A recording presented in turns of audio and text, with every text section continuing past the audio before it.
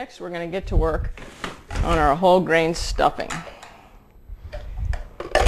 You know, at a lot of holiday dinners, they have 3 stuffings.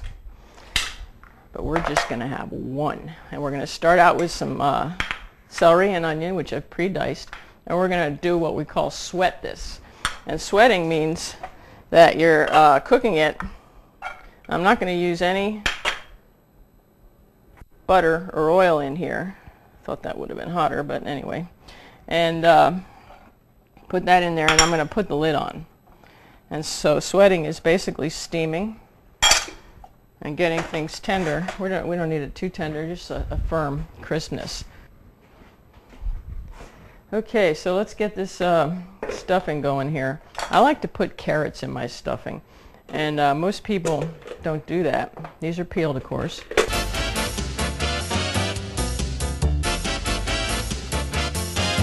No fingertips, please. One more. Okay, so we got our carrots in there, and now we're going to get our bread ready. Now, a lot of people use white bread, of course, and I'm going to use whole wheat.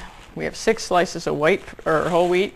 Of course, when you buy your serrated knife, best knife to cut bread is a serrated bread knife.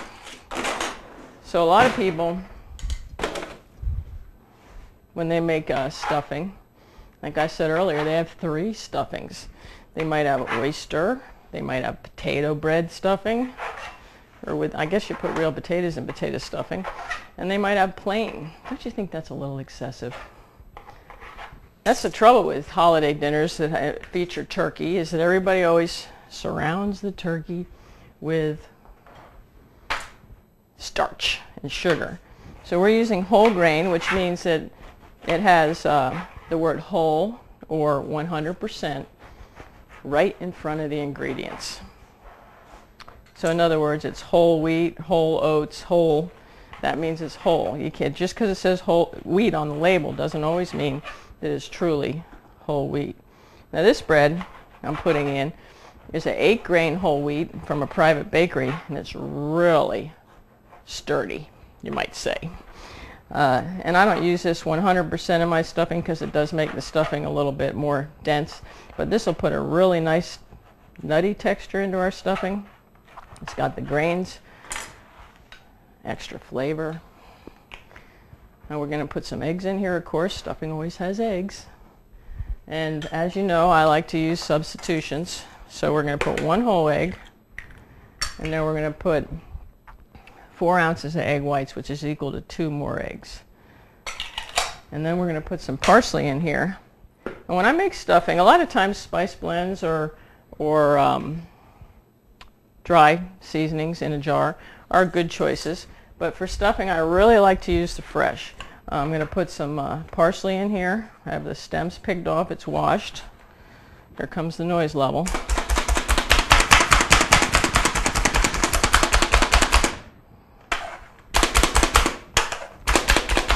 But I think in your stuffing, this makes a really big difference to use fresh herbs.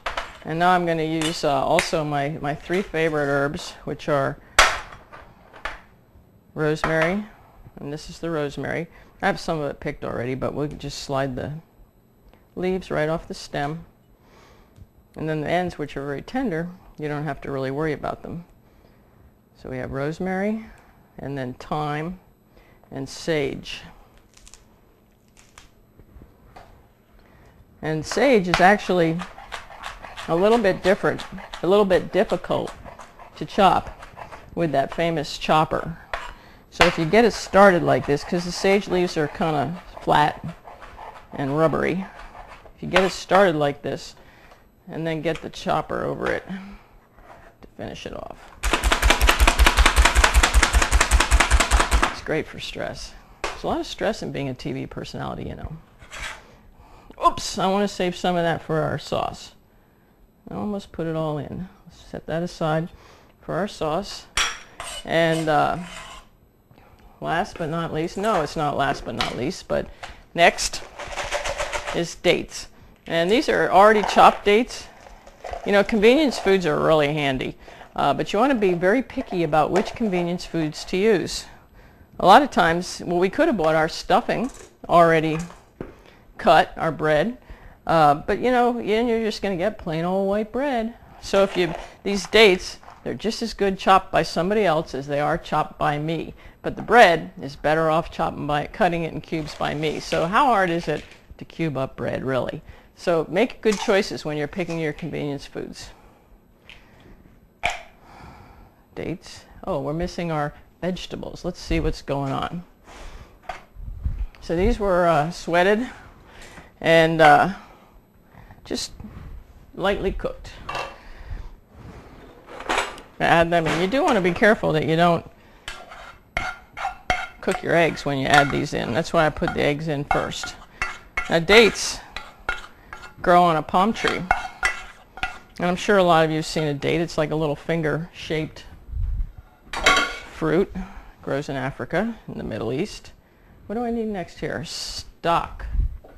Now earlier we cooked our stock and put it in the freezer, and as you see, now if we froze this overnight, which is what I usually like to do, at least refrigerate it overnight, the fat would solidify. But in this case, we only gave it a little while, so we're just going to try to skim as much of it off as we can. Normally, I do like to do it overnight so that I can get all the fat off. Defatted chicken stock. So this is 3/4 of a cup, give or take a cup or two. I hope that's enough. Looks a little dry. And what happened to my spoon? And just toss this around. Now when you make stuffing outside of the bird, which is what we're doing here, your bird cooks quicker. I didn't have to get up at 5 in the morning, you know. I put that turkey in, and it's done in 2 hours. And that's partly because I didn't stuff it, and partly because I put it in a baking bowl. But also, I can make my stuffing yesterday and put it in the refrigerator in my casserole, and then just put it in the oven an hour and a half before dinner. I don't have to do everything at the last minute. Well, that was just perfect, wasn't it? I had the perfect size. Isn't that pretty?